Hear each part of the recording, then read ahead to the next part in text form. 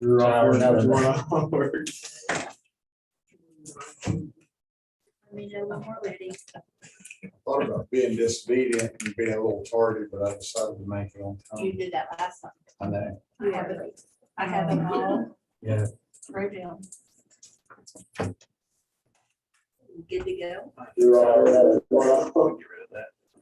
Yep, good. Call the meeting to order.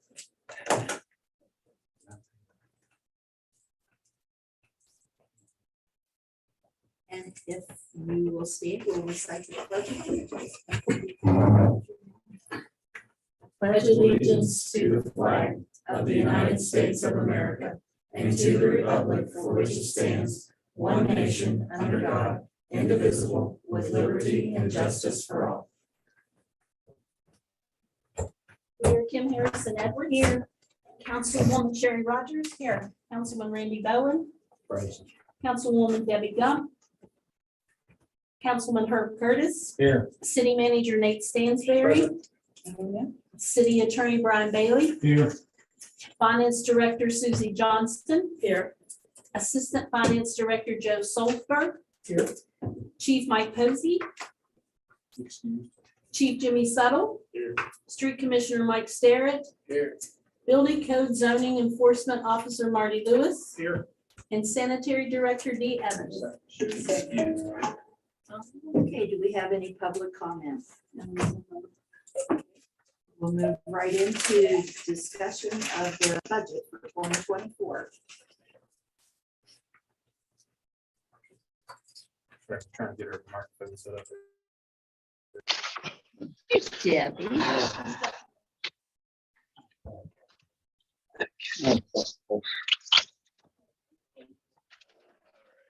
I'll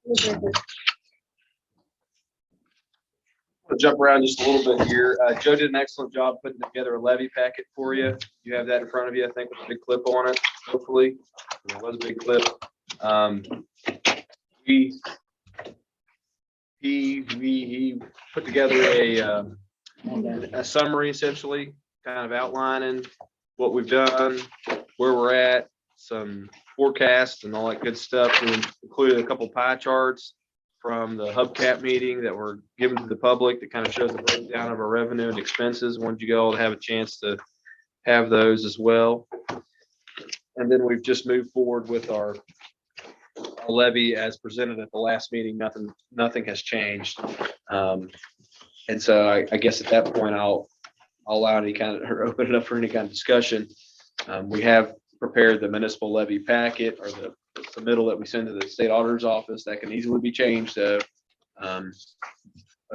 you know, we had the hubcap meeting, and I think the intention with the hubcap meeting was to kind of take any kind of feedback or recommendations from people, but I didn't think there was really anything shared that was earth shattering as far as specific things that people wanted to see more or less of. Biggest thing was I saw, heard people wanted public transportation, but they didn't want to pay for it. So that's how it goes usually. So, and last time we presented you with the budget, so I guess if you guys have any comments or feedback, we could talk about that today as well. So that's where we're at. And if there isn't any further comments, I'm gonna ask for you to approve the budget tonight so that we can get that submitted to state auditor. Get that off of there. Go ahead. Are there any changes? You went over it with us. Yeah, everything has been the same. I guess the biggest thing I'll make mention of to you, and I don't know where we should order it, is PIA. And we had a little bit of conversation before the meeting started, but we've been notified since our last budget meeting, so a week and a half ago, the PEIA is approximately going to go up 20%, another 10% to 20% after changes from the legislature. I have a question. Sure. I apologize. Last week, obviously, I was spaced out. I was. Yeah, you're fine. You're fine.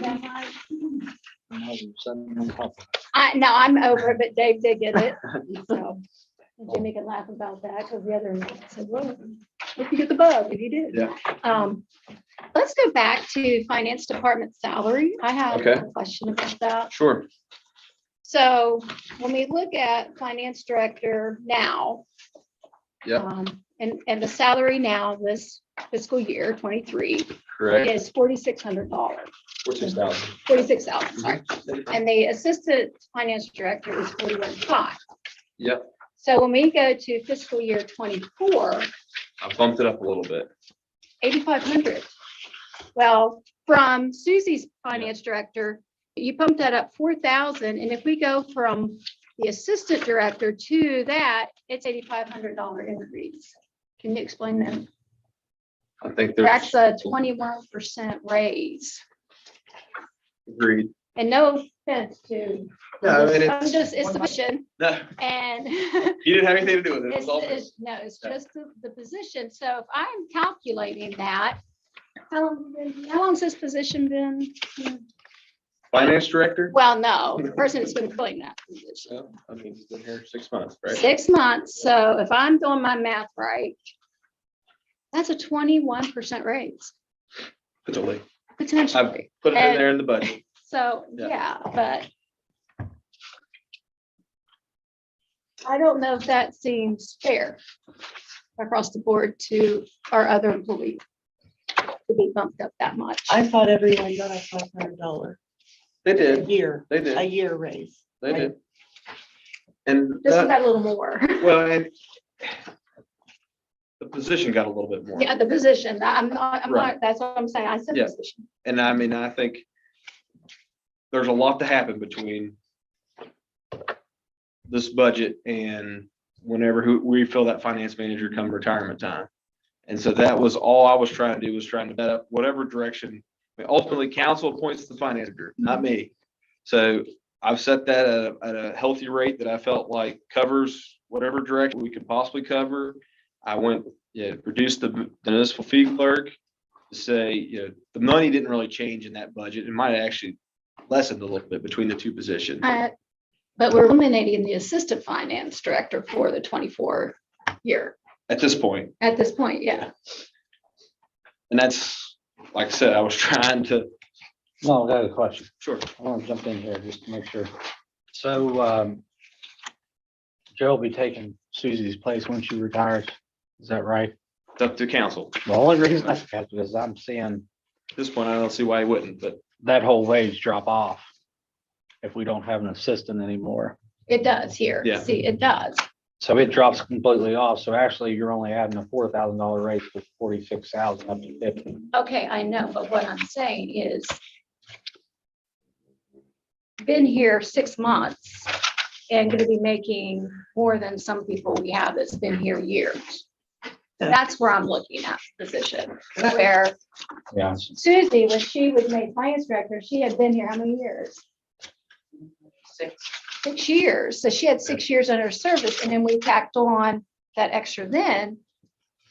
To me, since this is a new position, it should start down lower, and it may, I think. not at that yeah. 50,000 right off the bat. Then there's no room. I mean, if we follow on this path, I give everybody $500, there is some point where something's going to catch up, insurance or, so we're not going to be able to do anything. That's all I see. When you're doing larger amounts, lump sums at one time, it messes up the progression.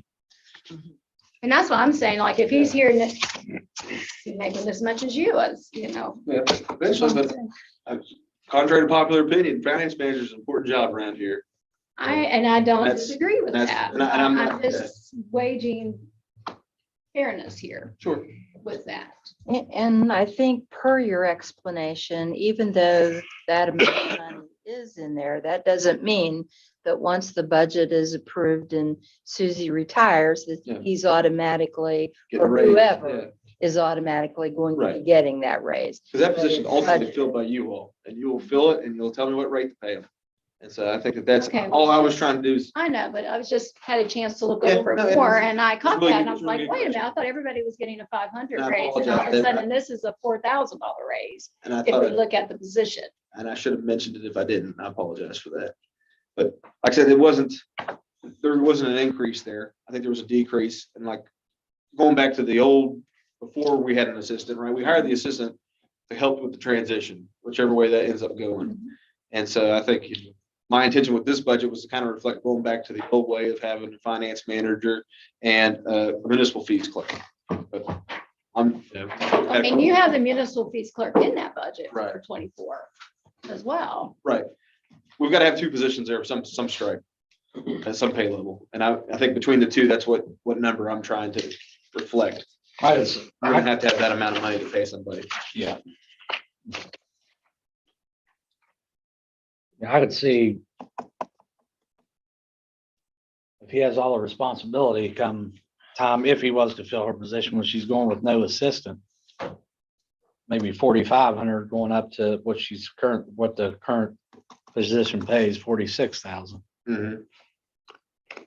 Well, If he has no help and he's going into that permanent position full, Well, I just like going from what the salary he's making, being here 6 months, to a big $8,500 jump. yeah. I was looking at, and then the position increase where we said everybody else was 500, then I looked here and it was 4,000. I mean, wasn't this one of the big things when you guys were running, was a big problem with salaries of the financial director here? Yeah, and what I'm saying, if the assistant drops off and he would go up $4,500 to the 46,000 that the current finance director is at, there's actually no money added. I know, but I don't think we're taking in the years of service that Susie had prior to that. Yeah. Where it doesn't equal out. We have somebody that's been here 6 years. Whereas somebody's been here 6 months is coming in at the same level of Yeah. pay, and that doesn't seem right to me. what do you think, Susie? Am I being unfair to you? Let me get what I'm saying. It's like, what? No, it's not you. I mean, honest, it's the position. But I apologize for it, but it's the position. No, it's not. It's the position. We do this at school talk. No, it's a good conversation to have. It's just business. There's no need to feel Yeah, it's anybody feel business. uncomfortable. It's business. That's what I tell the principals. Do I think it's a lot? What do you think? Yeah, what are you gonna go to after he's been here 6 years? I don't know. I think I'll weigh in. Go right ahead. I got brought in. We did think about administrative costs a lot.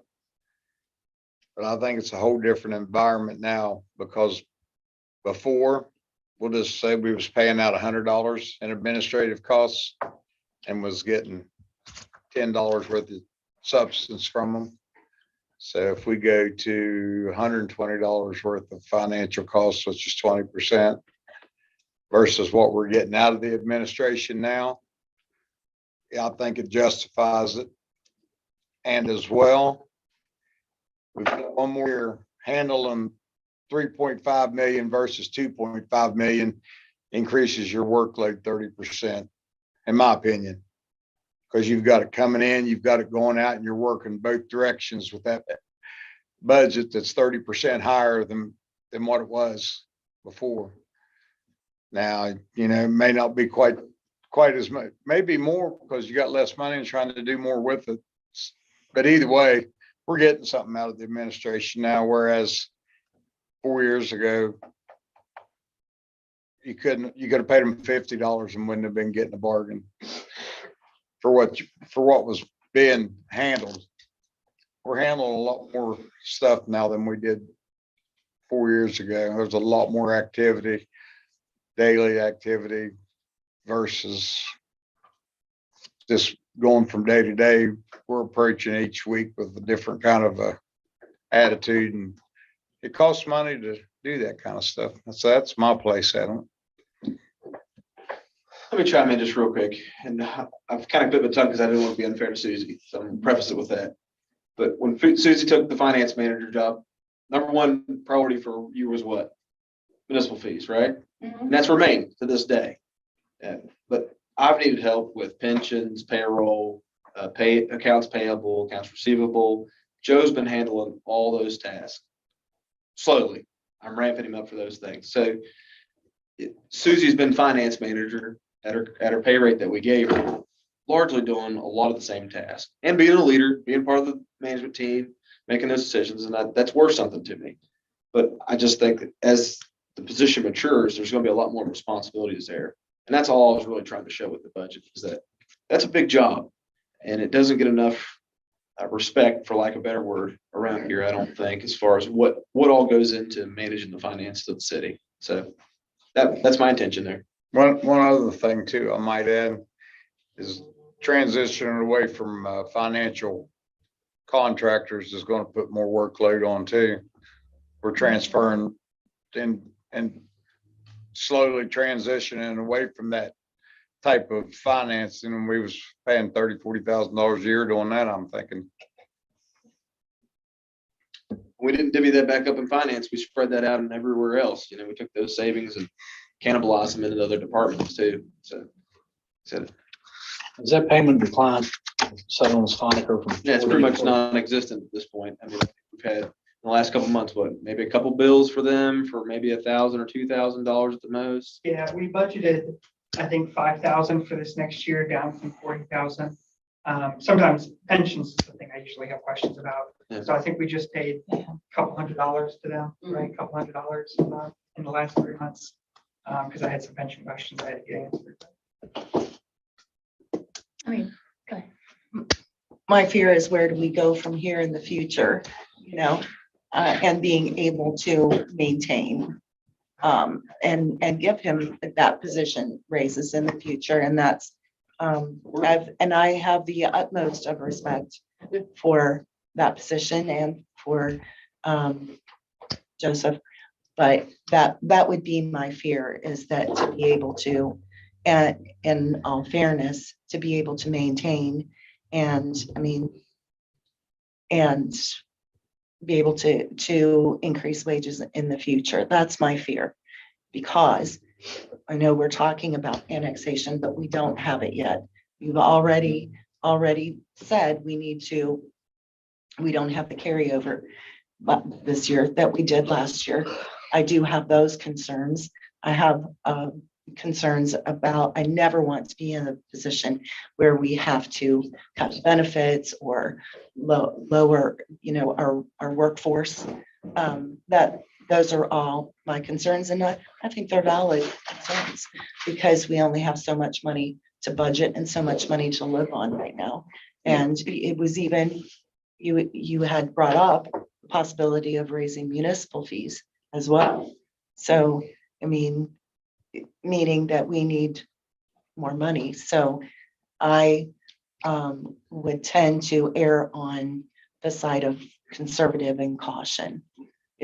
And I hear everything you're saying, Sherry, but I think, I'm gonna come to you from the employee side, right? I mean, it is what it is. And if you guys can only afford $30,000 for a finance manager or $30,000 for a city manager, or whatever that number ends up being, if that's below market rate, you're gonna find people not wanting to be here. I understand that, but let me understand this. Yeah. Right now, that's not for a finance manager, that's for an assistant, correct? And the budget we're talking about right now is finance manager. The whole shebang? Yeah. Okay, All the money from Settle and Stoniker that we've saved, I guess, is upwards of $39,000. I thought I remembered 44. Is that correct? We budgeted 40, but I think, I'll tell you right now, Okay. last year we were over 40. Yeah. I thought I We spent remembered it the 'cause we number filled some 44. positions there that we had. So anyway, where's that money allocated? Where is it went to? Everywhere else, to make everything else stay where it's at. But we didn't have it before. So Mike Starrett's budget. Yeah. I should have known. I was waiting for Jimmy to say something. I understand. Yeah, Understand. and it's like I said, I'm not trying to be mean about it or anything, but I'm we're not. running out of money for everybody. And that's just where we're at. Like, you can't operate off of 2009 levels of funding in Right, 2023. right. But if we're doing a 1 year annual budget and we're saving almost 40 grand from Settle and Stoniker, that's enough money for progression for all city employees throughout 1 year. And that's probably where you can argue about. You're saying there's- But it went, $500 had to come for every employee, had to come from someplace. Yeah. We had to save that money. But I'm somewhere. saying there was enough there to cover all that. And like I said, this balances, right? So we've got 25 employees. I don't know if everybody got 500. I think everybody did. Some of them are part-time, right? All that stuff. So, but That's $12,500. What that is, if everybody gets $500. But we took that other $30,000 from the savings and we spread that out somewhere else in the budget, Mhm. right? Just saying that near 40,000, you didn't have to pull that from anywhere. If we're almost saving that now, that's pretty much fell out of midair, you're able to use that for wages or whatever it may be. You're not gonna have to struggle and pull those monies from anywhere else. If those come from paying for services, we could use those in-house for progression for raises and that. Those ways. Criteria for raises, or did everybody just get it? Because I know the state, like, they have a test, like. I just gave everybody, I mean, in the budget, nobody's gotten a raise yet, right? But in the budget, I just, I gave an extra $500 for everybody. I understand. Just for So, my 2 cents worth, I was told years ago that the fiscal person, the fiscal officer, if a business goes belly up, they're the last person out the door. That should tell you how important that position is. oh, I realize the importance. and I realize the importance too. I just think that's a big jump. $4,000 is a big jump. I'm okay. And I guess we could set that salary whenever that person's Yeah. hired, but the cap has to be 50,000. I just noticed it was a big jump compared to everybody else. And it is. wasn't- I was, yeah. Again, it was more of a Placeholder. placeholder for me. And again, speaking to that importance of the position, like we can't expect to get away with paying for somebody that can do everything that Joe does for $41,000. I don't think the market's going to give you somebody like that. Yeah, unless they fall into your lap. And I see it near a sense being a little more. I'm not going against you here. I'm No, just I'm saying. just, no. But I'm like just where I pointing come out from, what where I we were, noticed. there's progressions and wage increases every year and people who do more, have a lot more responsibility. Theirs is, yeah. I do want to make a comment on behalf of the financial team, not that it's needed or not to berate anything that's been said, but this is the first time since we've served that I really feel extremely comfortable with the financial statements and how payroll and pensions are handled. I feel comfortable and I think they're very transparent. If they don't know the answer to something, they're calling an agency to try to get the right answer. So. Is it okay if I do say something? Sure. Because when Nate sent me his first draft of his budget and we got together to talk about the finance department, the first words out of my mouth to him were, "Are you trying to throw me under the bus? What are you doing? What is this about?"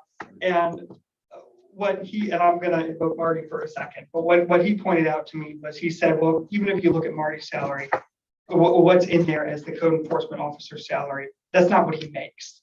That's the max that our code enforcement officer can make. And then you all have something negotiated between you so that when you look at what the code enforcement officer makes, you don't make that. No. But that is the max that a code enforcement officer can make. So I don't know if it was his intention when he was explaining this to me, but I left that conversation with the implication that it's not necessarily the case that the finance director would be making 50,000 on July 1, but that would be the maximum the finance director could be making. If that wasn't your intention to imply that, then my wife thanks you. It was your intention to pay that. But I came away from that conversation with the understanding that this is the max, so it might be 44, it might be 46, it might be 48, but we want to build it into the budget this way because that's sort of the market rate for the position. So in the future, we don't want to find ourselves in a situation where if I move on, then you're out there trying to compete with the market for a finance manager and you don't have a market competitive rate for a finance manager to offer. So I don't know what your intention of telling me those things, if that was part of the intention. Straight up. Wanted to make sure that was conveyed here too.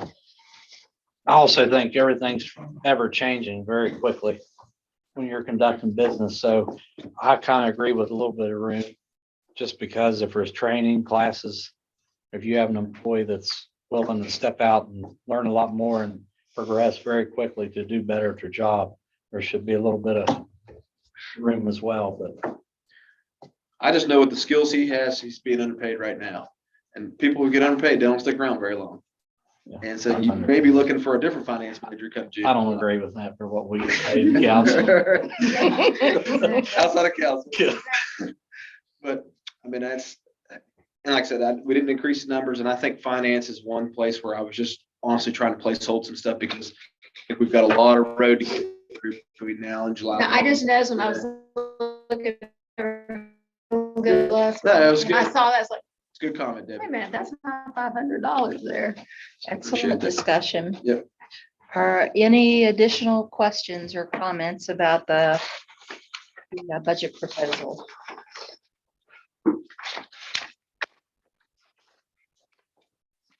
This is where we entertain an official motion to lay the levy. Approve our levy submittal, lay the levy in April. Oh, Yeah, I guess maybe levy estimate. So we'll submit to the state auditor's office, publish it in the paper, and then lay the levy in April. By my understanding. I think that would help a lot too.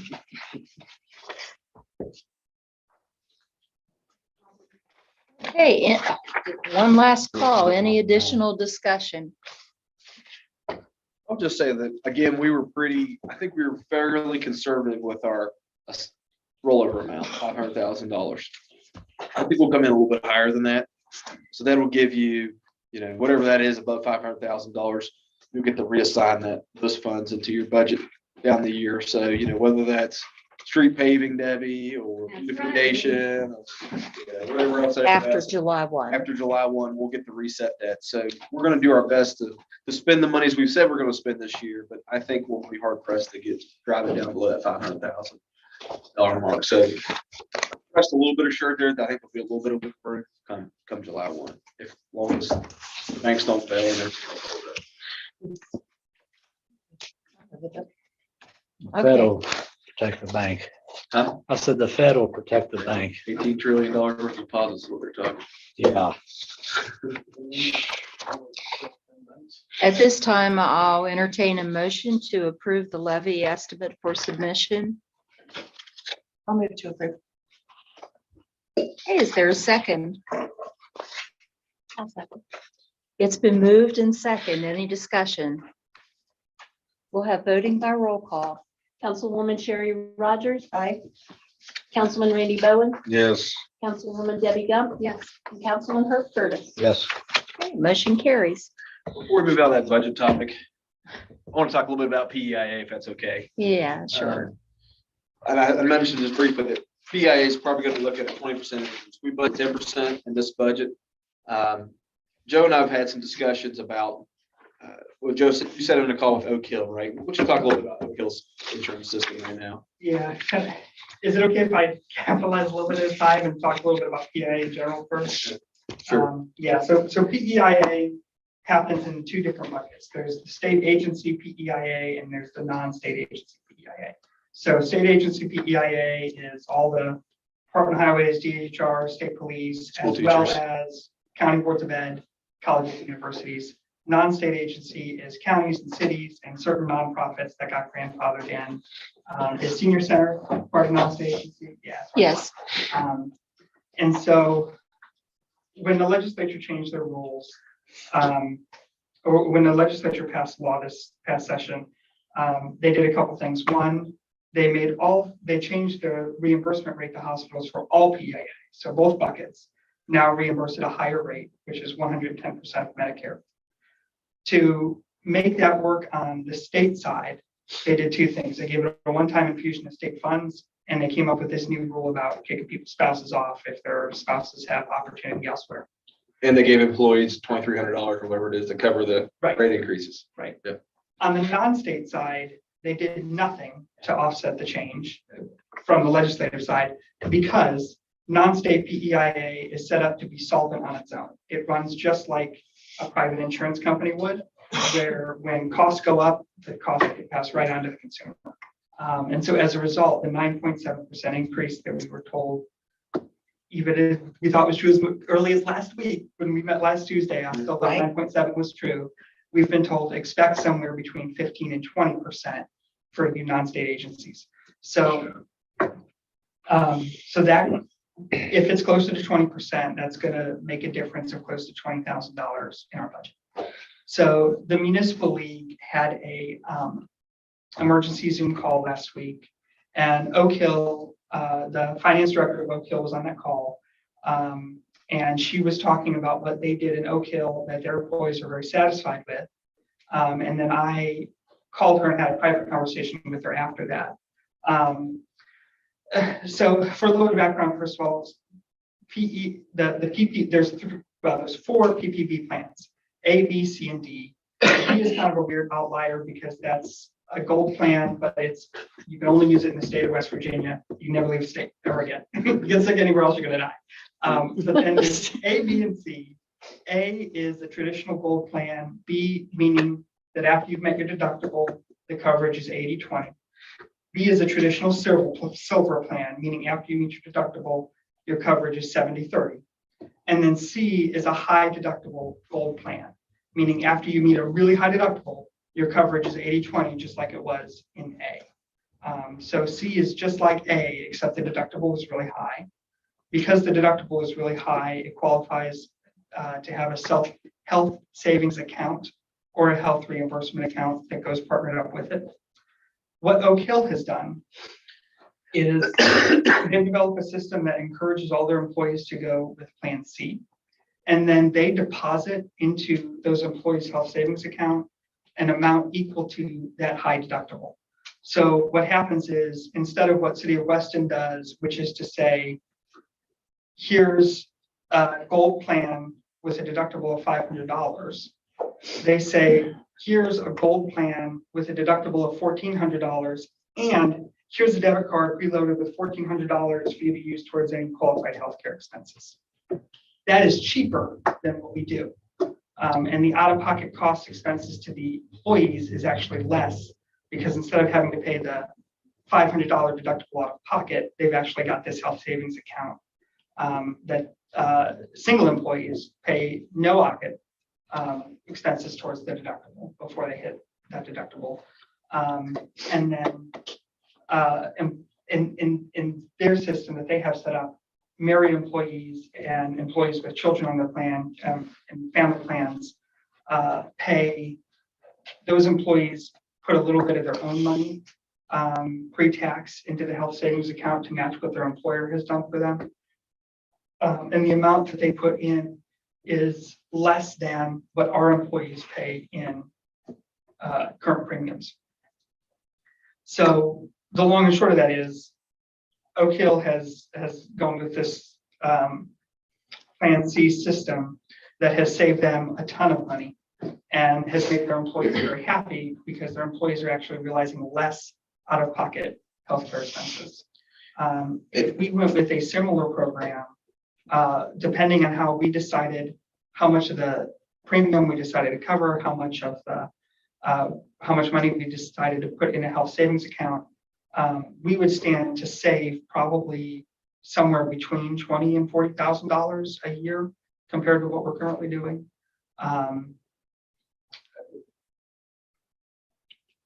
Well, and I guess one of the big issues with the whole thing is that you can't force employees on Plan C. Right. And so Oak Hill, what they're doing is incentivizing Plan C, so the employees will say, hey, that's a lot better deal for me to be on Plan C.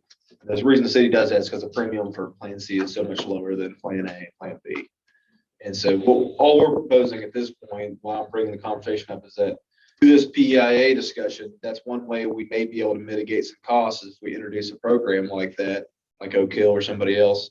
And I think it's a win for everyone across the board.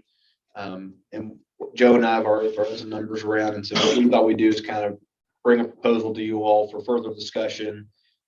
Once we sit down and have these meetings with PEIA, we're meeting with them tomorrow, and then there'll be more next coming weeks, figure out where that all lands and have some real numbers for you to say, if we were willing to play ball on this Plan C plan, maybe we can sell that to our employees and be able to get people off of those more expensive plans onto a Plan C.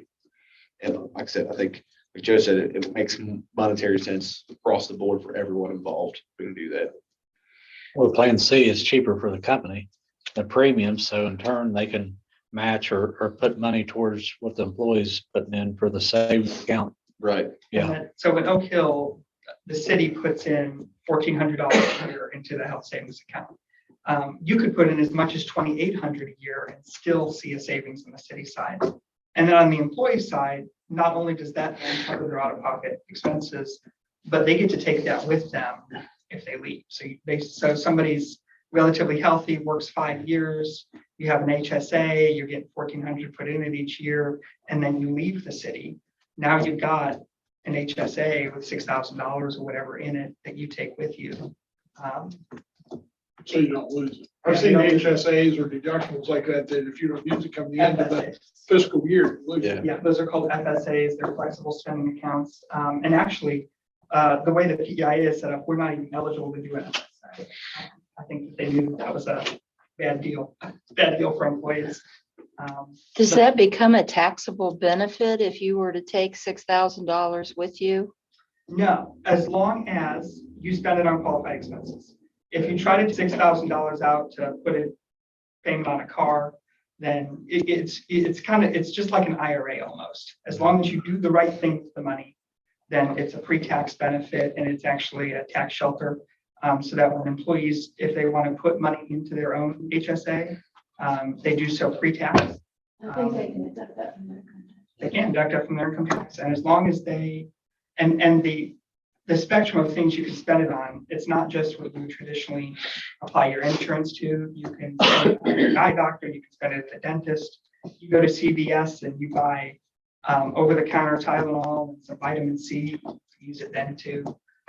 So there's a whole slew of acceptable things to spend it on. And as long as you're spending on those acceptable things, then it's a tax shelter.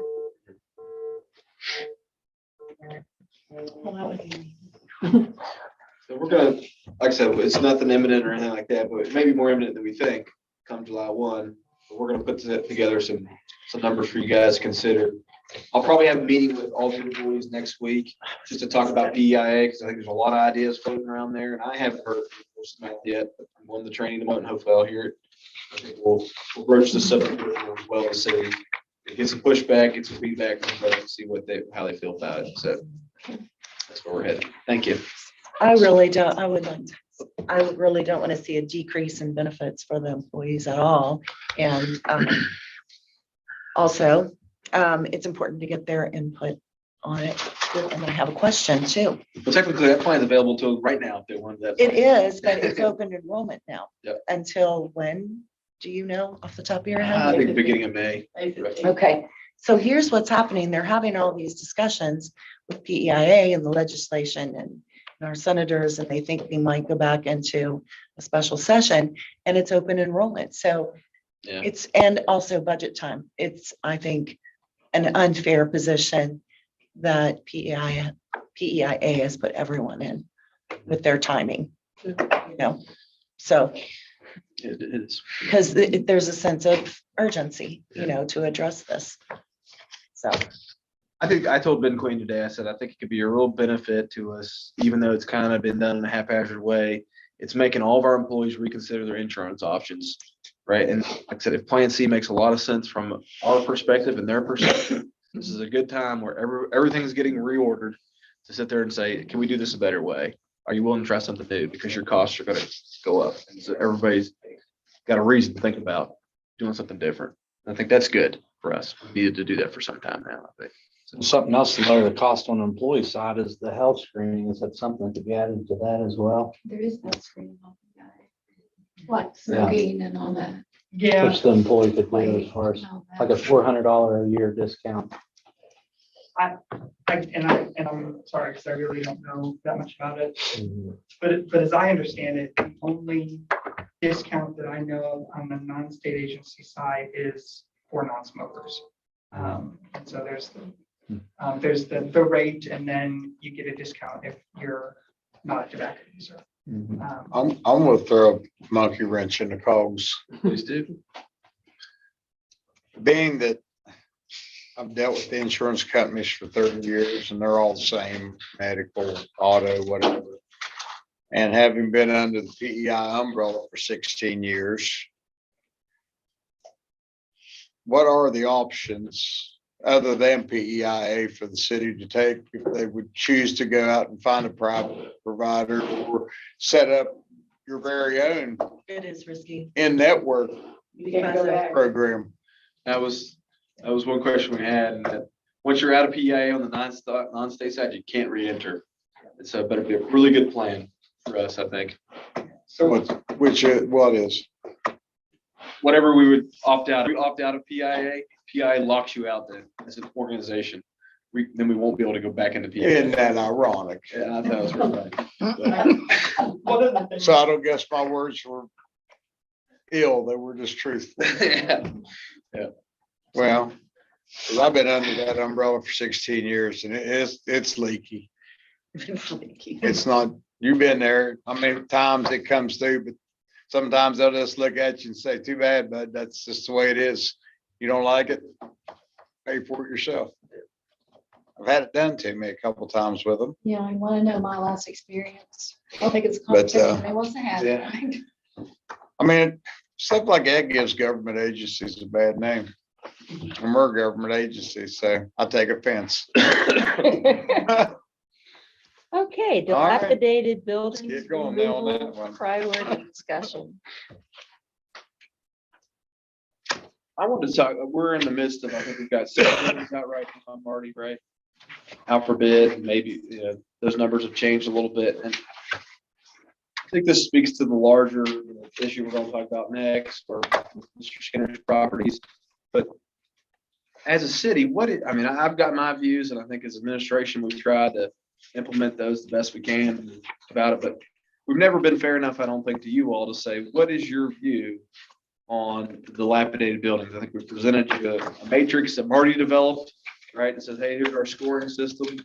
But, I think from the last meeting, things of that nature, it's maybe been made fresh in my mind that we probably haven't communicated that well enough as administration about what we're trying to accomplish, I guess, and where we're headed. And I think council needs to weigh in on the direction. And so I'm just gonna put my cards on the table here for you. I mean, I think there's two or three things going on here. One is that, we want to get down. Our first priority is any kind of unsafe building to the public, right? That's immediately, if there's a danger posed to the public, the random bystanders walking by, we want to get that building down as quickly as we can. I think we've done that. But then 2, I think we want to get down dilapidated buildings, right? The ones that are eyesores, that attract vagrants, things of that nature. We're trying to prioritize those. We've got how many, Marty? About 50 right now, roughly. About 39. Yeah, out there. And so, that's going to be a years-long battle to get their control. But then thirdly, I guess my feeling is once you get those buildings down, then what are you going to do? What are you doing with the lots? What is our objective? And I think that's the conversation that really we haven't had with council to get your all's feedback and direction and policy, or whatever you want to call it, and say, what are we trying to accomplish as a city? And so the mayor and I, not throw the mayor under the bus or anything, we've had multiple conversations about housing, and we've attended the housing summit, and there's entire cities, right, that have housing agencies and are committed to trying to find ways to get people in homes and stuff of that nature. And a lot of that stuff is too big for our britches, no doubt about it. But I do feel like there is a potential role for us in encouraging housing, maybe even developing some housing through some of these, the land reuse agency. And those are things that I think are good and needed, but I really haven't brought those to council to discuss. And so one of these reasons for acquiring these properties when we're taking them down is to have those properties in our inventory that we could then do something useful with, is my thinking. And some of these properties are never going to be useful again, right? They're on the side of hills that are not going to ever be able to be developed again. And even those properties have to find some kind of useful status quo that we can develop them in. Some cities put them in conservation easements where they sit up there and they rewild them and they plant trees on them, and that's what they are, right? They're not mowing the grass on them anymore. They're going to let the brush grow back up on them, and that's that. And some of them, they give them to the neighbors, right? If it's a property neighbors are interested in, they do that kind of thing. Then some of them, find another agency, do it in-house, and they rebuild houses on them. They work with Habitat for Humanities. They do those kinds of things. And so that's from my standpoint, that's the direction we're headed or should be headed. But if you guys are not on board with that, that's fine. I'm not gonna get mad at you or anything like that, but I think it's important for us to know that now before we get far down into the weeds with a lot of these activities. So that's the point of my dilapidated buildings removal priority discussion is what are we trying to achieve here? And councils, what is your vision, I guess? What is your priority for what we're trying to do here long term? I'll weigh in. Please do. Start the discussion. All right. This may be a long-winded. Hey, get that pen fired up. Let's go. All right, public housing. I think America's built on single-family dwellings. I think America takes home ownership and pride in their property in the single-family dwelling atmosphere. So if you have any thoughts about public housing, group housing, I don't agree with that because that's not what they call the American dream. I don't know if that's over the top saying that, but that's what America was built on, was the American dream. And that's single family housing, pride in your property. So that's number one priority in my mind. Number two, there should be maybe a limit on the amount of property that the city can own, as far as numbers of lots, value, or whatever. You got to set some kind of a limit. You get to that limit, then experiment. You got 12 pieces of property, you got 15, whatever. Work with those for 2 or 3 years and decide what works best moving forward through that land use agency. And do it that way rather than going all in and acquiring all this property and then you don't know what to do or which way to go. Get 10 or 12, 15 and work those 10 or 12 and 15 different directions. And number three, I threw up some ideas 6 years ago or 7. They were not well received, of course. But these tiny houses, a city could afford to do something like that to the quality that you wanted to do them and create housing. I mean, there's 2 or 3 people can live in them and built smart enough. Something people could afford, people could have pride in and own. And, 2 people, 1 child, 1 woman, 1 man, 1 child, just 1 or 2 people in these things. For people that can't afford to drop down and get a house and get a loan and everything, we could institute some kind of a program. And these lots that are just same as useless, you could put those on there.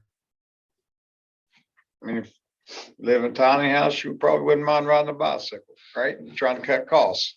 So you don't need a bunch of parking, stuff like that. That would revitalize some downtown spending. There's people out there like that want that lifestyle and can't afford to. And that's just an idea that I had, and that's not that long-winded, and I'm done.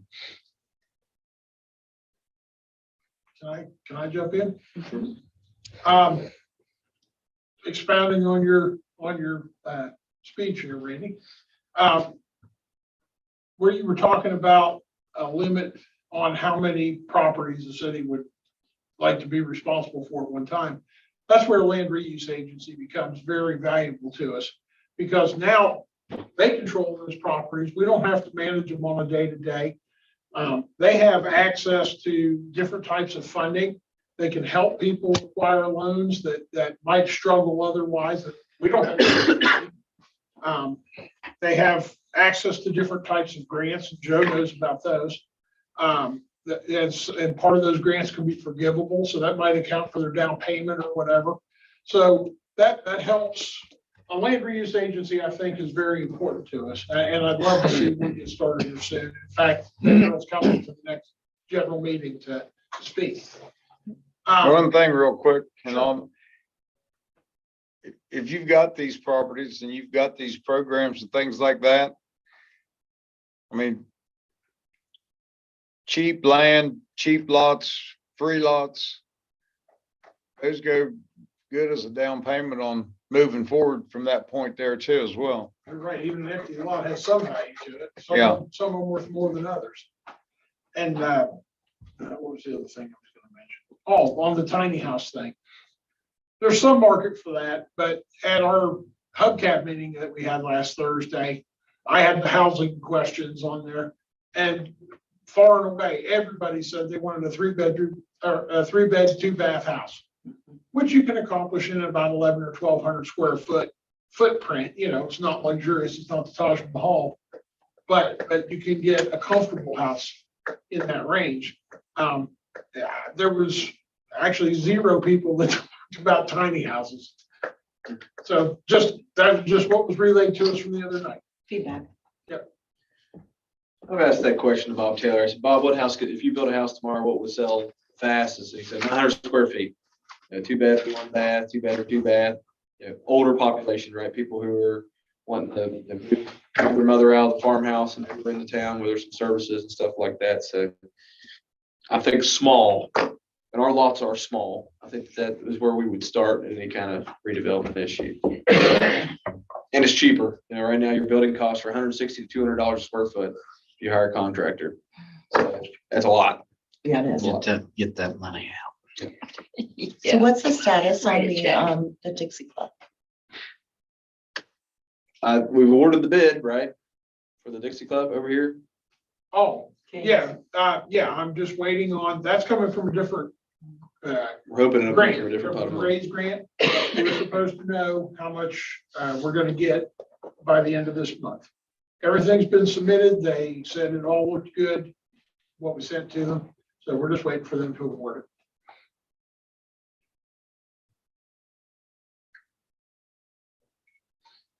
So we're at the end of this month and we have the contractor and the price isn't going to change No, because no, he had to hold that price for 90 days according to the bid. So we'll be well within that. And I've spoken with him. Mike said he just got notified today that they requested for that one and 451 West Second out here for the utility markouts and that kind of stuff.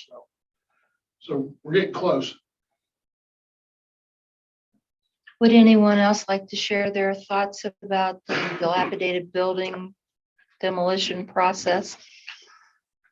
I would like to see us recoup some of the money for the taxpayers that we've used out of the funds.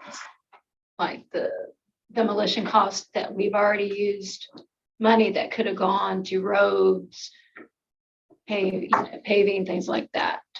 We could kind of pay us back a little bit for that money. And how will we do that, I guess?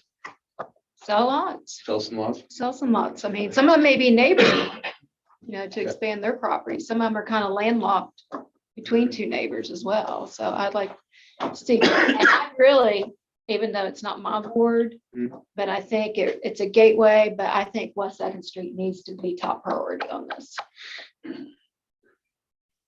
I mean, I heard the rumor that a doctor did not come to Weston. So I Yep. really think that area needs to be a focal point because it is on the main drag. I think if you talk, and this is not the Debbie Downer yet or anything like that. I just said we wouldn't have no money left in. Yeah. If you talk to people around the state running these programs, right, they're always net money losers. Cost you more than you ever make. Occasionally you get a lot that's going to bring in what it was worth tearing the house down. And I think those are fun things to contemplate and even do. I guess 2 points I'll make here. The city can't really control, we can't dictate who the property goes to, the city itself, city council, right? So if we want to dispose of those properties, it's going to be an open bid process. Oh, yeah. And it'll go to whoever it goes to, right? So maybe the neighbor next door really wants that property to do something great with it, but maybe the speculator, Oh, I understand. two states over buys it, does nothing with it. And so that's one of the reasons for LRAs, right? They can kind of change the terms there a little bit where they can work with the neighbors. They can dictate the terms about how we're going to sell this property to you. We're going to promise to develop it and do something like that to it. There's arrangements you can come up with Okay. there. Can I ask a question about the land realization Sure. fee? And maybe I can get it out here. So Yeah. the city would have to pay initially. And then we would give that, does the city ever get reimbursed like for that money we put out initially? From our budget for them? I think if you can make an base it- LRA profitable, yes, I think you can get any kind of money you want from them. I'm Can you just. make an LRA profitable is the question. Oh, Yeah. My thoughts were that profits that the LRA would have could go towards the city's efforts to tear down other dilapidated structures in the future. So you could clear that for budget speculative. Yeah. So Yeah, that's traditionally how they've worked. But again, like if you ask them how they do this, an LRA really isn't gonna make you a ton of money. Or even break even usually, because usually the LRAs is the one buying these dilapidated properties, they're tearing them down, and if they sell a lot, they make a little bit of money on it, but that gets rolled back into it. It's just, there's a free market to solve these issues, right? If there was money to be made there, I gotta believe that. There's just not, and that's why we get stuck with it as a city, and the taxpayer gets stuck with it, cleaning up these issues, because they've gotten to the point where it's just not profitable for anyone to be involved. It's You know unfortunate. what would be the answer? Yeah. Annexation. Yeah. Wouldn't hurt. And I think really the answer long-term is we're catching up 20, 30 years here of houses that without any kind of standards, where we didn't put any pressure on property owners to maintain their properties. And I think you got to get these down. You're paying for the sins of the past like we've always done, but we got to be really aggressive with our property maintenance program to make sure these houses don't fall in these states. Yeah, immediately when they become vacant, they need to go on the vacant structure registry. So it costs people something to say, I got to get rid of this property. Yeah, I've got to sell before the roof falls in, before all this other stuff happens. That's the way forward I see for city. and before I forget, I want to pass along a word of thank you from Kevin Hardman, who really pays attention to the work that's been done by everyone in the city and the improvements that are being made. So Thank you. If I may, I'd like to speak on that too. We got these houses and stuff that are in pretty bad shape, and right now, we got a house that's over here that's totally got a street of mine totally blocked off. And you're talking about the priorities, I think that's something we need to follow up on, and which we are, but we're getting the houses down to make this possible road open back up. I think those are some of the things we need to look at also. Working with the state road now is trying to get an easement in there to help me out on it. But those are things that we need.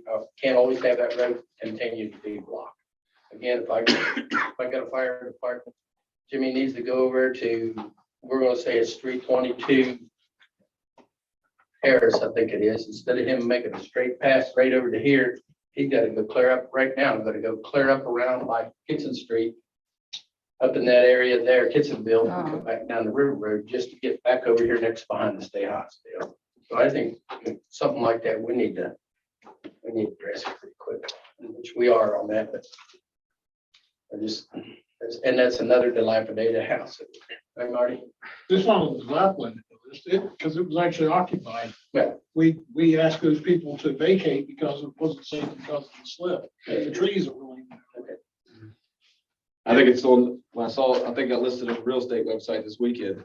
Yeah, it's terrible as far as cleanliness. For a real low price. Yes. And it's been condemned, so it's for sale. Now it is, as of this weekend. It's Don't they condemned have- because they don't have sewer service right now. It's not happening. When the slip happened, their sewer service connection was pulled away from the house. Well, they would have to disclose that.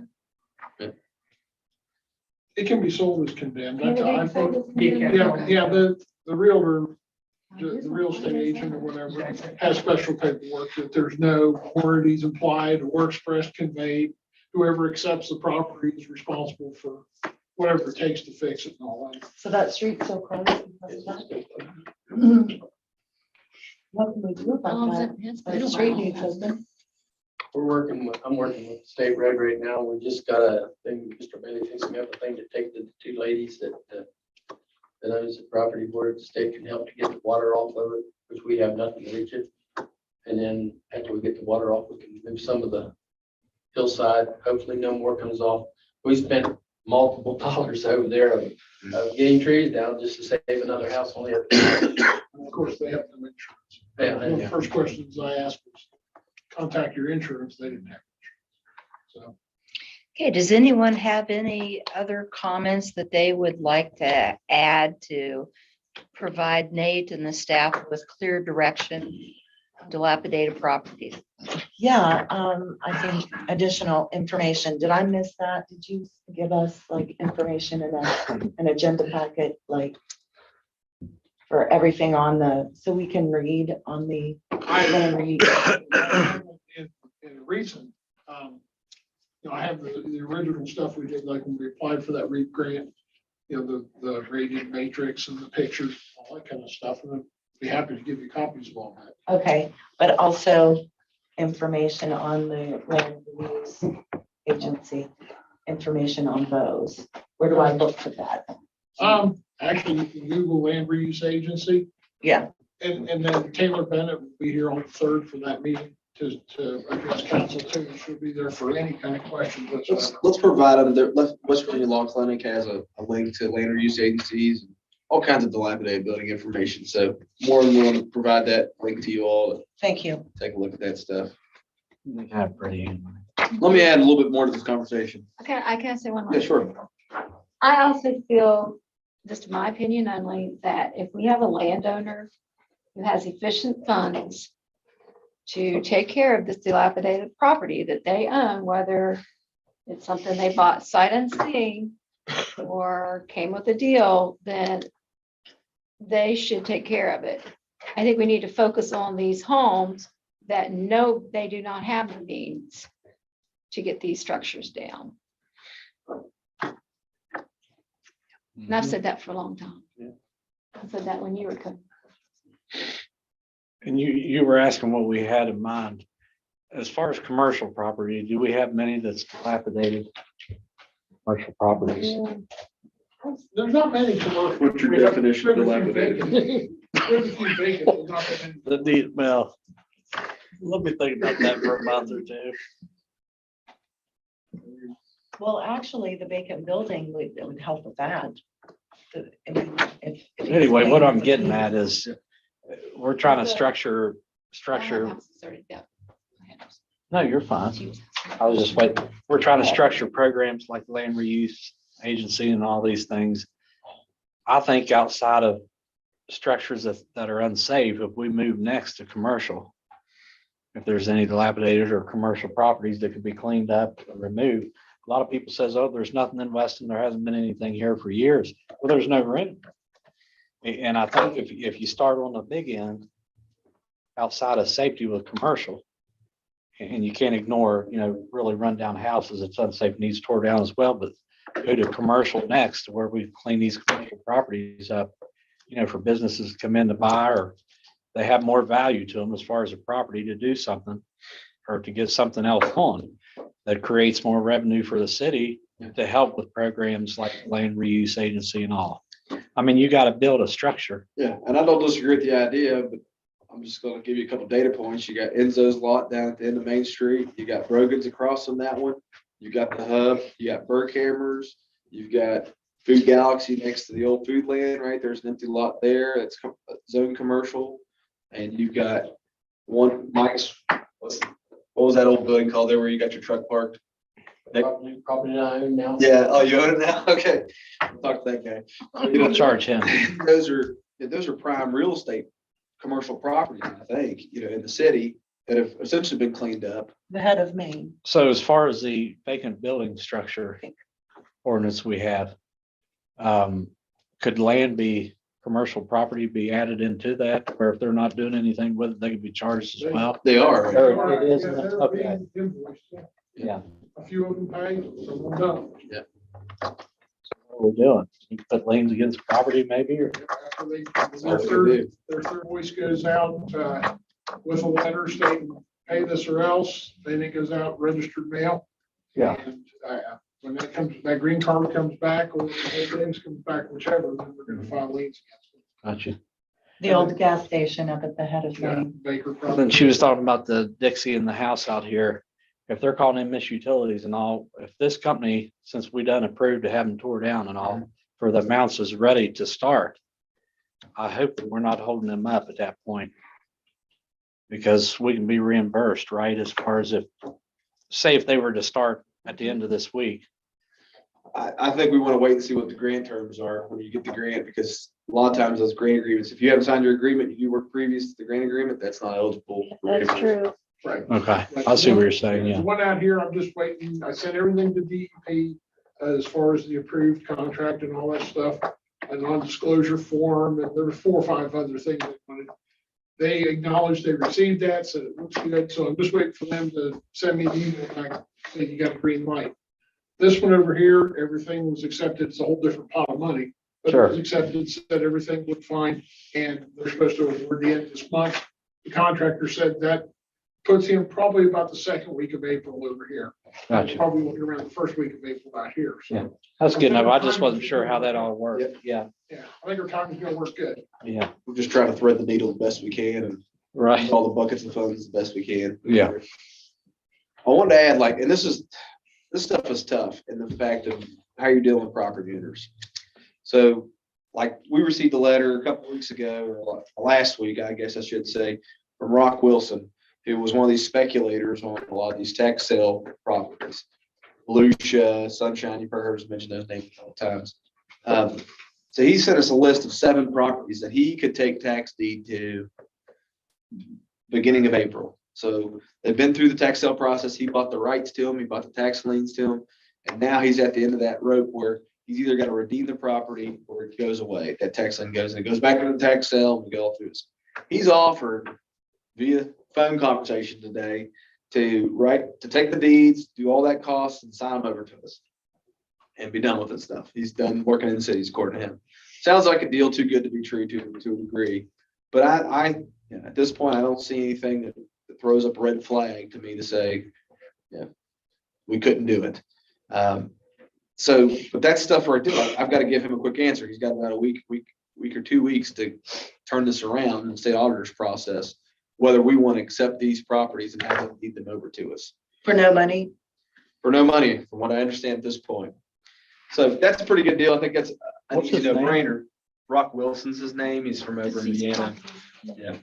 So they're a company that do this and they never do anything with the properties, do them. They play all kinds of games with them. The games is probably a strong word, but There's a lot of games to play with them. yeah, and some of them have collected interest on the past of them. Like I had a lot next to my house that I just bought. We got a letter in the mail and said, hey, I saw it on tax sale. I didn't know enough about it, or I would have never bought it myself. It was on for tax sale. They sent us a letter and said, hey, we'll sell you this lot for $1,000. You're adjacent landowner. And so they got it for $50 from the tax lien because it was a vacant lot. And they turned around and sold it to my neighbor for $1,000. Yeah, so that's their business, that kind of stuff. I see. Wheeling and dealing. And there's time, there's effort, there's deeds, all that stuff goes into it. I won't say that they're completely dishonest or anything like that, but Still money to be made. they're providing a service of some sort. Yeah. So those are kind of things like, I told him today on the phone, I said, I think we'd be interested, but I'm out from my skis here a little bit because ultimately that comes down to councils to make those decisions. And so that's why I want to have this discussion with you guys to say, what are our parameters here? What are we trying to accomplish? What are you willing to support? Read those off to us if you will, as far as addresses. Yes, 330 Arch Street, 258 High Street. I think I threw them. Didn't you guys get a copy of the? So they're on that sheet I gave you. They are? Some of them. 149 Cottage. 331 Edwards. 330 what? 331 Edwards. One. Yeah, 331, sorry. Edwards is a bad name. That's a dirty. 1223 12th Street. 451 West Second Street. And What, 451? 451, yeah, which is the one that, so this is where it gets a little interesting, right? So you've got the property out there that we've already approved to tear down, which is 451 West Second Street. These guys technically have the tax lien on it. And so we still are debating that a little bit about whether the Knights can even sign that over to us while there's a tax lien on the property. And so it's tax sale stuff. It's a little bit confusing. I don't, we're looking for an answer, for some clarification on that, but that's one that, if he has that tax lien, he can sign that over to us, take the deed of the property. The only catch with this is there's about a 2-3 month lead time from the state auditor's office to process the tax liens once you indicate you want to take a deed. And then there's 369 West Second, sorry, I cut myself off short. 369 West Second Street, yeah, What's raise mean? that's the grant. Yeah, I'm just making some notes. So I gave you a copy of my legal pad that had some notes on it about these different properties. Okay. I like free. Yeah, I don't think it's, I mean, it's, Yeah, I think that that would be a priority. Free. Free's good. Hmm. There's always something attached, right? Which is the upkeep and everything that comes along with it. Are these on our list? Yeah. Okay. most of them, yeah, if not all.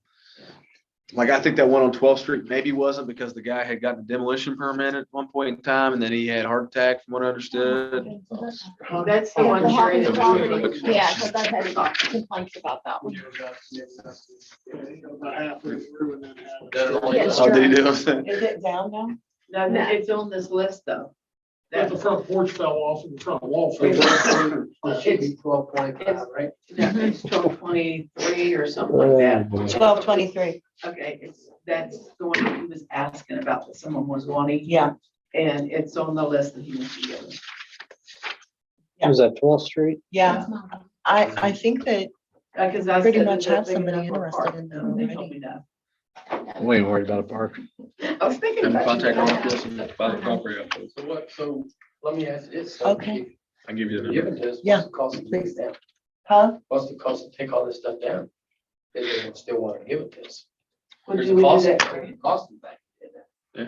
For us to take it down. $300,000. Yeah, they can come out of that DEP grant, but, you're gonna end up with $9,000 to $12,000, depending on the size of the house, just for the demolition, or you got dump fees and asbestos abatement, that kind of stuff, so, If they're safe enough to go in that type of business. yeah. This is one of them deals where you wish we could do this, as far as taking care of our business, clean the places up, accept them. Have someone come in that could tear them down and let them have the property. Maybe. And then it's Yeah. cleaned up. We've washed our hands of it as far as maintenance and upkeep. Someone else has it. If they're putting the money into it to demo it and clean it up, they're gonna do something with it. Yep. 9 chances out of 10. I think it'd be a good program to do that and us stay clear of owning a bunch of properties. Now, I don't think, as a city, I don't think we can do that, but an LRA could. Yeah. They can make it. They have that latitude. But we can sell these. Open auction. Yeah. Open auction, yeah. If we do, it's open auction. Right. LRA can sell it to anybody. for a Right. price. I think we've got a real interest though in having people rebuild houses here. Yeah. You need people. You get down to all these issues we're having, all Yeah. our services. We don't have enough property tax money coming in and we don't have enough people living here paying municipal fees. And so if I could flip the switch and make Weston better, I think you say, build 1,000 houses in Weston, it changes our fortunes real quick. That's what people want to do after they build here. Well, there's a good Of question. course, there's a retirement community too, so I'm not gonna block that. There's plenty way of out. people, you'd be surprised in our conversations, there's 450, right, Mayor? Contract workers up at Sharp. Yeah. That Yeah. are having apartments in Bridgeport and Clarksburg, paying $1,200 to $1,500 a month. Where's all the rentals here? 2,300 I for thought a we had house. rentals. We don't have no rentals for these. There's a guy, Alex Hope, that redid a house on 4th Street there, and he called me the other day, said, hey, I had people come in, trash a house, I just put 40 grand in it, a rental, to get it back up to par, a big 2-story house, and he said, Is that the one by the middle school? yeah. He said, what the heck can I do with this? I need to rent it, but I don't want to rent it to people that's going to tear it up, and I said, you need to get a hold of Kevin Stoniker, Mhm. or one of them at the hospital. They can hook you up with some of these traveling nurses, whatever it may be. So he done, as far as I know. I think if you get on the realtor listings right now, there's not a whole lot of stock out there in Weston, Mm. period. If you want to live in Weston, you'd have a hard time finding a house to live in Weston. There aren't. throw Dr. Wiley on the bus here a little bit. You got Dr. Wiley's 784,000 right now on realtor.com. And then it jumps down to 250, right? And maybe we don't have a whole lot of people in that range living in homes, but there isn't a whole lot of even under 250 where people, there's not low. But you know why the homes, market's not high? medium price homes, nothing. You know why the market's so high, the real estate market here is because it all sells. Yeah. It doesn't matter if you have a rundown house for 180 to 200,000 here, it's selling. I've been watching that for the last 2 or 3 years and I don't know why the real estate's so high here, but it's high. So what are you asking for on these properties? Well, nothing. you need This, from I'm us? gonna continue to pursue them and say, we're interested in taking them. Now I'll have to eventually get council's approval for Sure. that. I think Brian would need to prepare an ordinance. for Yep, the all that purpose. stuff, you know, but I just want to bring that to your attention, like, this kind of stuff happens very quickly. That's why it's important for us to have direction from council, because and we're gonna go back to the Skinner one here in a second. you know, Free. People come in and they're wheeling and dealing all the time, right? Properties are changing hands, you think you got them under control, and you got to figure out who they're gonna do, and they'll turn around and sell it to somebody else, especially in this realm where they're worthless, right? They throw them, they trade them and do all kinds of crazy stuff. So we've got to have some kind of marching orders from council that you know what the requirements you guys are willing to participate in. That's all. Let me weigh in on this rental stuff. If I had the time, I could acquire 20 houses in this town and have it to rent and have less than $40,000 in any of them. And I could find you 30 good renters, not when you advertise in the newspaper, not when you put it on social media. You for 3 or 4 months and you will find, if you got 20 houses, you'll find 30 good renters. I've got 8 houses. I've had the same renters except for one change over here just lately. Same renters, one for 25 years and the rest of them for 5 to 10 years. You have no problem finding good renters. I've had 2 people in 2 of the houses I've got sold their houses and moved into rental houses to get away from home ownership. Oh, yeah. So if you've got something that somebody can afford to rent and you've got something that's decent, you can find decent, good renters. Yeah. So Randy's gonna head to the use agency. when he's no I longer- think he should. What's that? I said, you're gonna head the land reuse agency when you're no longer serving on council. I can do that. Is it volunteer? Because I don't want no money anymore. At $200 is spoiled me, but I'm going to And after taxes, it's 179, okay? 178, Then 70. that's right. Sorry. Yours may not be the It broke me same. on my taxes this year. Let's just- Okay, are we good with that topic then? I think so. Okay. The next 2 items, after much discussion through the email chain, Nate did state to me that he was willing to take those topics off the agenda should I want him to. And I said no, because he felt that it was important to be able to discuss those. And I felt that it was important for council to share their views about the topics. So with that in mind, we'll get started with the first one. And if you can remind me of the vote on the mowing bid. I thought that at the regular meeting, council had voted to rebid. I think that's how that Okay. ended up. It did, we did.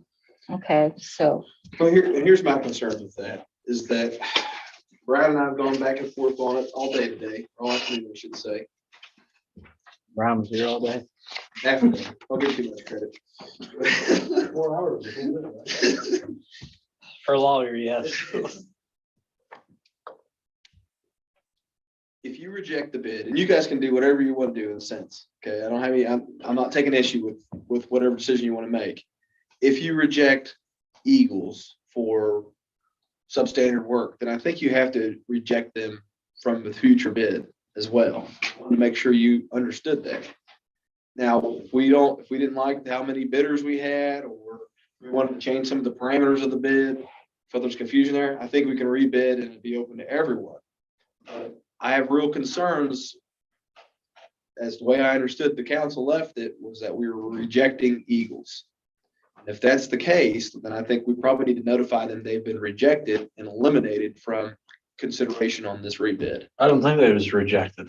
I think we just stated that council or the city in general wasn't real happy with some of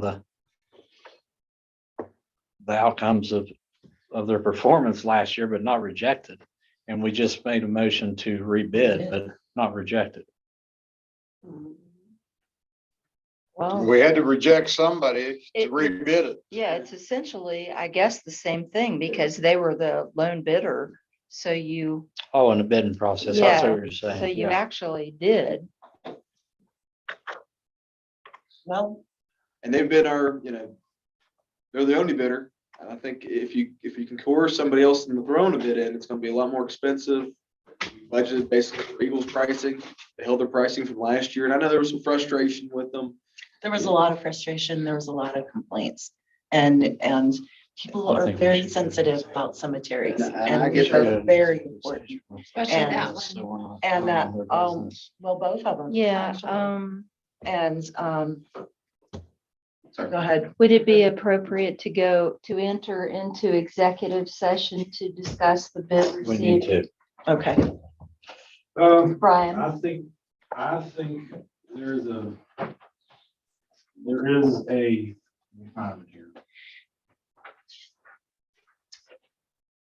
Consider matters involving the investment of public funds that might adversely affect the financial or other interests of the political subdivision.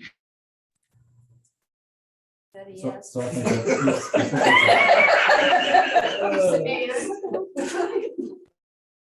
I think that's an exception that we could do. Okay, I think it's a good idea. would you like to make that motion? Herb? Yep, I move we go into executive session. I'll second. It's been moved in second. All in favor, say aye. Aye. Opposed? Motion carries. Thank you.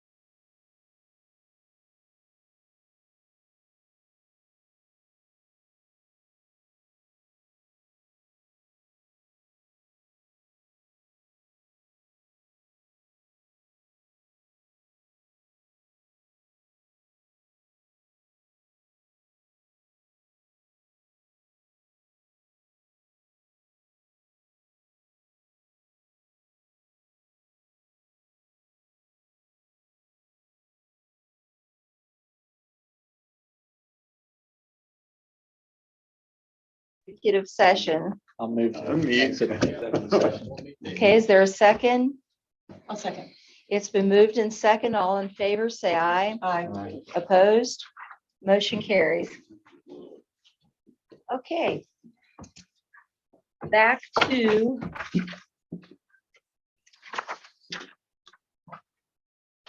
reconsideration of the mowing bid of cemeteries. Action requested.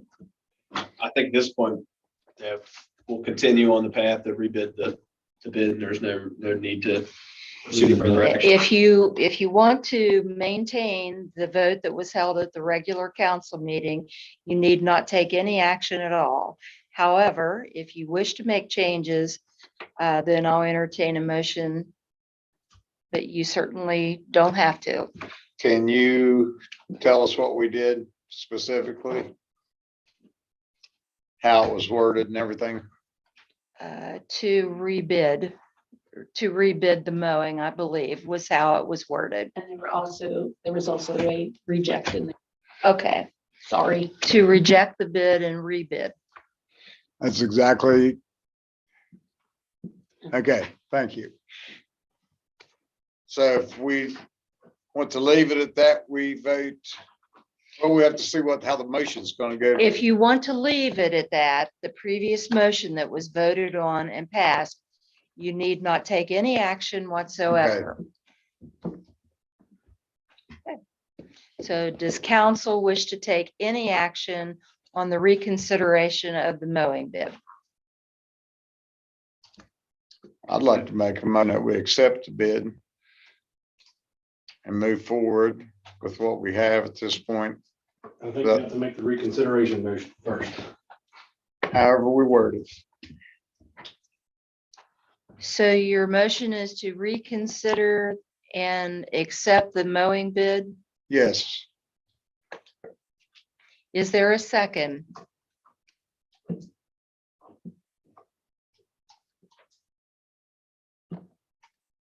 Once again, is there a second?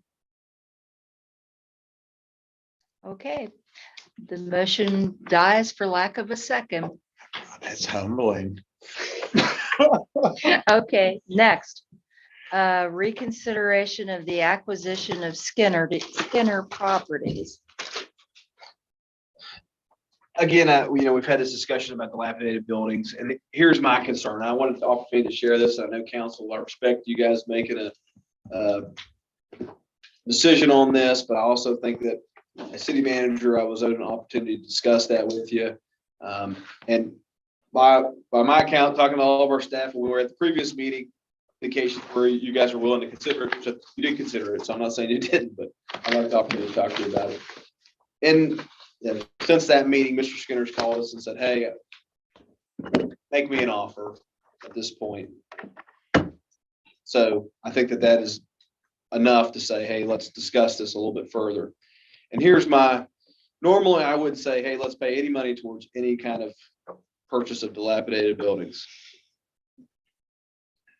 Within limits, I guess. But there comes a point, I think, where you have certain properties that are gateways and all this other stuff that they do have some kind of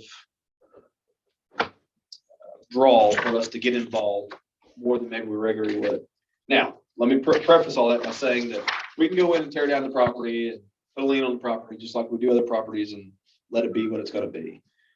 My feeling is, just like all the rest of these, is that we will end up knowing the property. If there are trees on it, we'll end up taking care of the dead trees. And every time we go in there and mow the property, we're going to send them a letter, that kind of stuff, because that's the regime we'll be left with when we just go in there and deal with these properties, these private properties. Then we'd have to do that with all these. Earlier. Unless we own them. Huh? Unless we own them. If we own them, we're still going to have to keep them up. We are, but You're, there's if you don't own the properties, you've got to provide notice every time you enter that property. You got a certified letter, you have enough days to do such and such stuff. All that goes into that equation. And so I'm trying to avoid that. I mean, those things have their places and we got to do those in certain areas. But where the opportunity exists to avoid that, I think it's wise for us to not spend Marty's time doing those kinds of things, finance team, everything else. So with that said, we did a little bit of research here from the transfer records. I just want to give you some numbers. When Mr. Skinner acquired these properties out of his own volition, he wasn't the original owners. He wasn't the one that caused the light, all that good stuff, right? He took these in the last 3 to 4 months. These are properties that have been dilapidated or abandoned for quite some time now.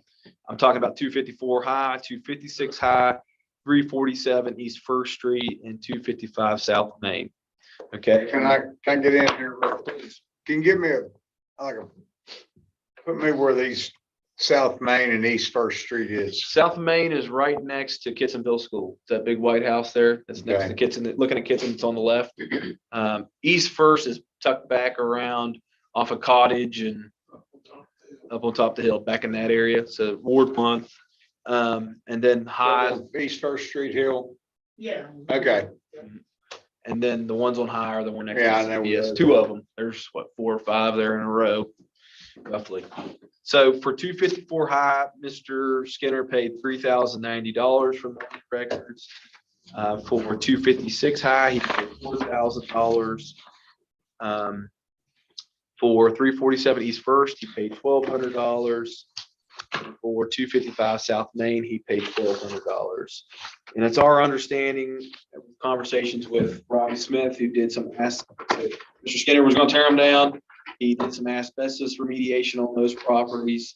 And so we're thinking, according to Robbie, we didn't get official numbers, About $2,000 a piece. $2,000 a piece for 3 of them, correct? Right. So you're looking at another $6,000 he had tied into those structures that he was gonna bring down and do something with. Now, these properties before he bought them were tied up in airships and tax sale liens, all their stuff. So, he had some time and energy clearing those deeds and bringing them out in the open where he owns them in the clear. So doing that rough math, what's that work out to you? If you say $2,000 property, it's roughly about $15,000 he's got wrapped up in them in the last 6 months. My understanding was he bought these properties, tear them down, redevelop them. His business partner would change or something like that, and now he's not able to do that. And so they're currently listed on Facebook for $6,000 a piece. And one of my concerns is that they're on Facebook. These properties have been on Facebook multiple times now. During my tenure, someone swoops in, under the cover of darkness, buys these properties for $2,000 sight unseen. And then before we can go in and tear them down again, we're chasing the notices, trying to track them down. Do all that. So my proposal for council was, we've got this $300,000 we're using for funds. We had earmarked 70 grand roughly from our own budget to cover properties. My thought was purchase the properties from Mr. Skinner and use the state funds to tear them down, and they would be in the clear and be dealt with. And then we could do with them however council wants to dispose of, honestly, at the end of the day. But Did we go to, I'm sorry, Sure. did we go to him or did he come to us? in regards to selling them, I saw them on Facebook and I reached out to him. So you reached. Because of that concern of, the last word we'd heard is he was demolishing them, right? And that was, Actually started. he's taking some of the windows out, did some of the remediation for asbestos. And so that was the last word. And then next thing we know, I asked, I think on Friday, where was the status? We are going to try to catch him and see where they're at. And I saw him on Facebook that weekend. And so then we called, and that's when he said everything had changed over the weekend for him and yada, yada, yada. And he'd entertained selling to the city. And I said, well, what's your price? And he said $20,000. That's been our conversation. What about the house, Marty, that's falling off the hill you guys were talking about earlier? You guys said that you seen it on the real estate market now for sale. I didn't see it. Who's seen it? Did you see it on? Which one? The one that's falling off the- Oh, yeah. Yeah, it's on there. They're asking $15,000 for it last. Yeah, it's not falling yet, but the slip is right behind it. It's within probably 3 or 4 feet of the back corner of the house. Mhm. Not the question. Right here, right? One of my biggest concerns is we're talking openly here, publicly, Sure. that we seen these on Facebook. We go to him and offer to buy them. What about these people? They put theirs on real estate market wanting to sell theirs. What if later on they come to us and say, hey, why didn't you come to us?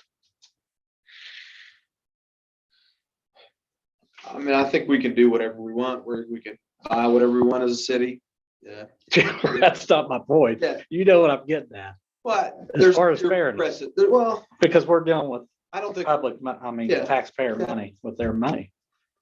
And also, we're dealing with the public and they're watching this meeting, and we have 7 properties that we can take for free.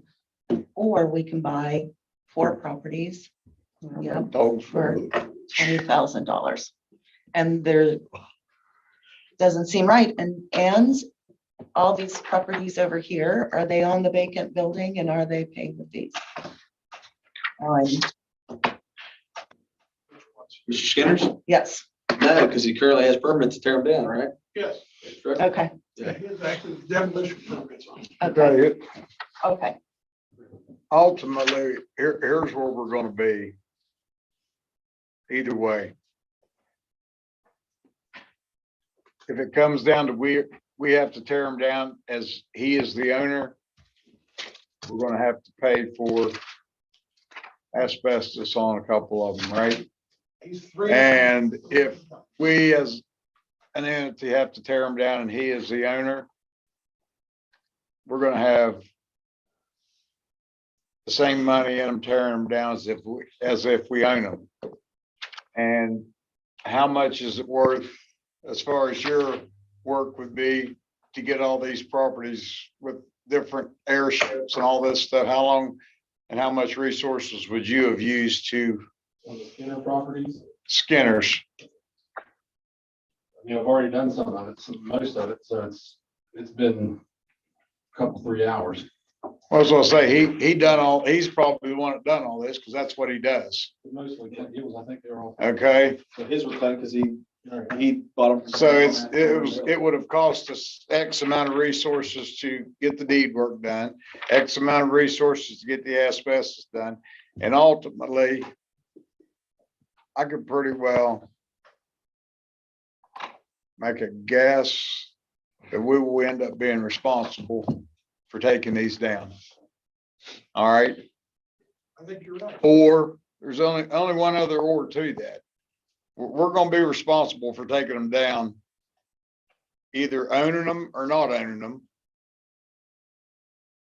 But there's one bad thing to come in between owning them and not owning them, and the buildings being tore down or not being tore down. If he finds somebody to sell them to, and the process starts completely over, you gotta go through and spend the money again. And ultimately, the 4 houses are gonna get tore down no matter what. So why complicate the process? Get them off the books and get them down. You can't sell them if there's a lien on them, right? What's that? He can't sell the properties if there's liens on them. You can, by the time we chase the deeds down, and by the time we find the people that did things that wasn't supposed to be done, and by the time the money exchanges, you're looking 4 or 5 years down the road. And we're still chasing a deed because I'm telling you, it's gonna end up bad, is what it's gonna end up, the way that it is right now. Yeah. The way the situation is right now, without our involvement, these 4 pieces of property are gonna end up bad. And we're gonna be chasing after them to end up doing what ultimately is gonna have all 4 of them anyway. They're gonna be demolished. Well, when we do liens, Nate, I don't know a whole lot about liens, but like if we was to go and tear them down, put liens against them quickly. How much can you put as far as lien amounts on property like that? The whole amount that we paid to have. Whatever our costs are is what we're doing. So Okay. we're putting a lien on it. We'll put a demolition lien on it. Then every time we go up there and mow it, not every time, but usually we'll mow it all summer, right? Send them an invoice for it, then we'll put that lien on there. So every year, if we're up there mowing it, we'll be doing that as well. Resources, it costs us money wise, it don't cost a lot to put a lien on a property. I don't know much about them. That's $11, I put one on, $11, take one off, Yeah. or $2. It went up.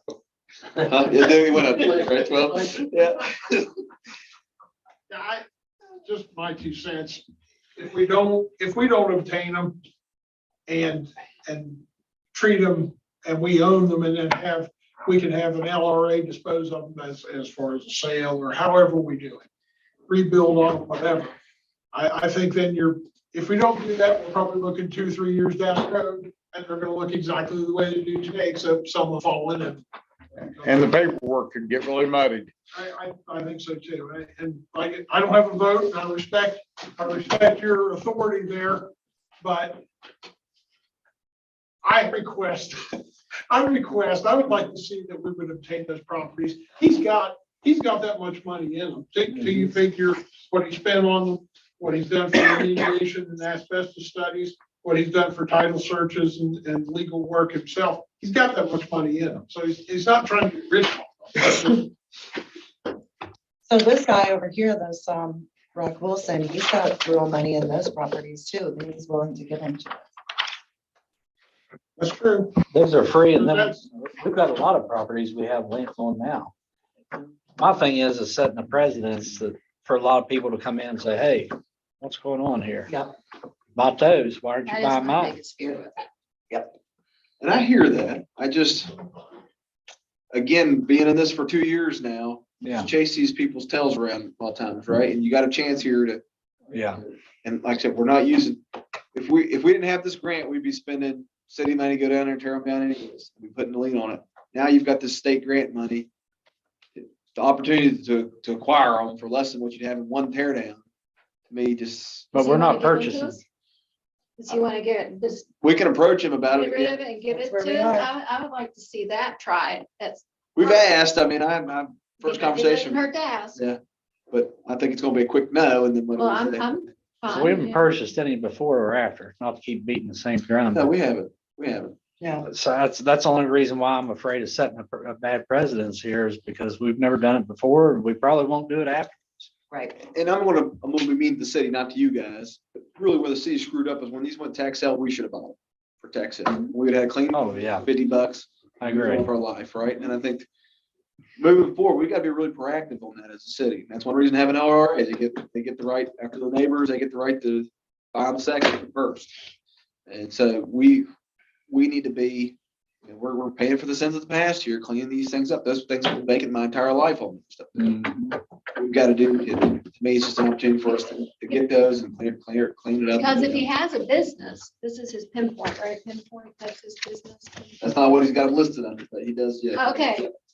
He could use that as donating them to the city and use it as a write-off for his Exactly, company. exactly. We can approach him with it. I don't have an And issue. I would like to see that avenue tried. If he donated them and he can show proof of having all the money you're saying he has, and Yeah, which I'm sure he does, then that's definitely a write-off. That's a that's a guarantee. big As write-off. far as a loss. Would council like to take action by making a motion to pursue the acquisition of those 4 properties by requesting that the city manager request a donation from Mr. Skinner? Request the properties to be donated by Mr. Skinner. What hap, okay, What was you gonna say? Go ahead. why can't that happen if we leave the vote as stands from the previous meeting? Well, because you just If somebody, but You if just- something changes, took it off the table completely. You didn't. no, it ended up back on the table. Okay. It's back on the table. We didn't obviously take. it off. Okay. I'm fine to operate either way. Doesn't bother All me. right. Yeah. Okay. So we'll strike that motion. Okay. Thank you all. Appreciate your patience with me on that one. So you're gonna contact him and Yep. see about that? Yeah. Because I mean, We're have just you leaving approached it. it as that Mhm. tax write-off on that? I haven't talked to him about his tax condition, but I'll be very frank. I mean, I sit there and said, Mr. Skinner, you make my job a whole lot easier if you tell me how much money you got involved in these properties, right? That's a better argument than to just give me a number.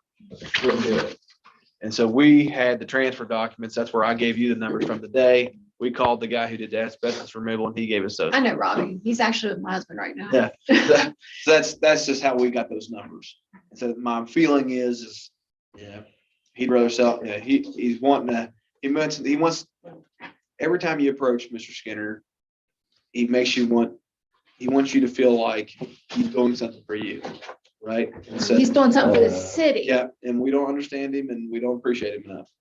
And I get it to a degree.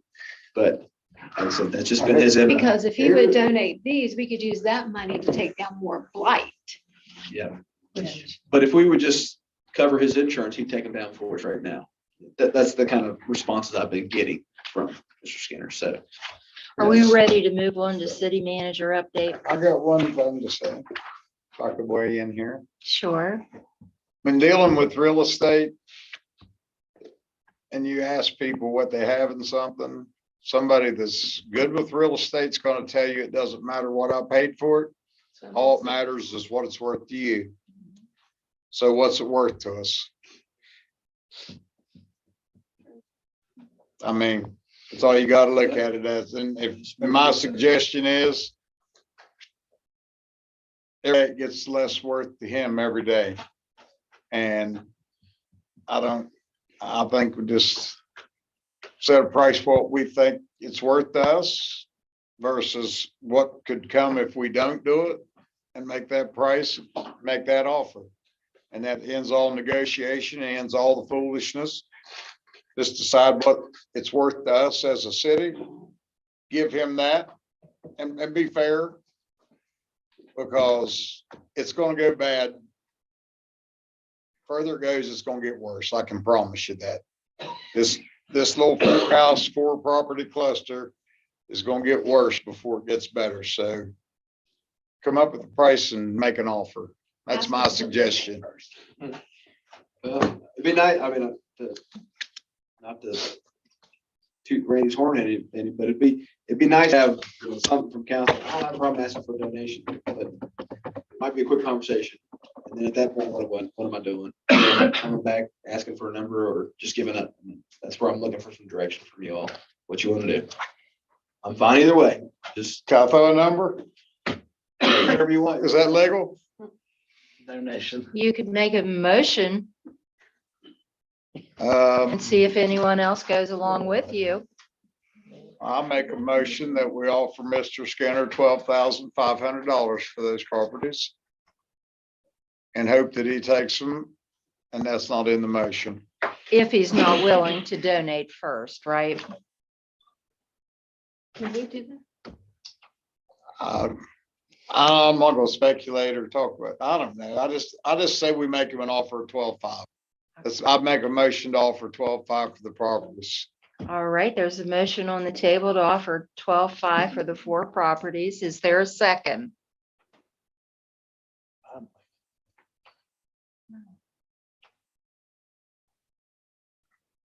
Waiting for a second. Last call. Humbly. Let it be noted, the motion died for lack of a second. City manager update. I think we've been here long enough tonight. I guess. Right. Yeah. We're gonna go to PIA this week. We've got to get the other mowing bids on the pocket, so we don't have a special meeting between now and 1st of April. We'll do that 1st of April. And then I need to talk to you. I think I need a performance review at some point in time here, saying I need to have an employment station with you all. Oh, yeah, Mike, I asked Mike to bring us, so, just real quick. Oh, yeah. Mike, you want to explain it? You. This is a drain line that's up, thanks, Jerry. This is a drain line we have up on Mall Street. And it just looked like we've got a snake in it, but it has been clogged up for quite some time. And we've had gravel out in the state road, and how we come up against this was the state road getting ready to go up and repave. So we knew we had to address this, and we have a $2,900 camera, and this is how we found this. And we found this tree root that's in the culvert. Today we went up, we got all 20 feet of the culvert, replaced it. 20 feet versus, I'm gonna say, I think it was 1,100 feet. So just want y'all to say thanks for the camera. It's helping you guys. It is on Moss Street. Okay. Off of Jackson. Is that why there was a drainage issue? Right. coming in the street? Looks like a Right, cul-de-sac. and we're still Sure. gonna have that. We're still gonna have that. Until we address the DI up the top. Drain Oh, yeah. They give you a little picture, take home with you. You wake up. Okay, I would take it on the refrigerator. I'm done. Okay, is there a motion to adjourn?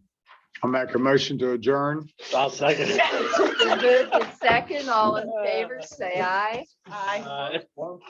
Motion carried. I wanted to get that in, I can at least get So pass through. get something passed. Where else? I mean, I feel like Justin Roy.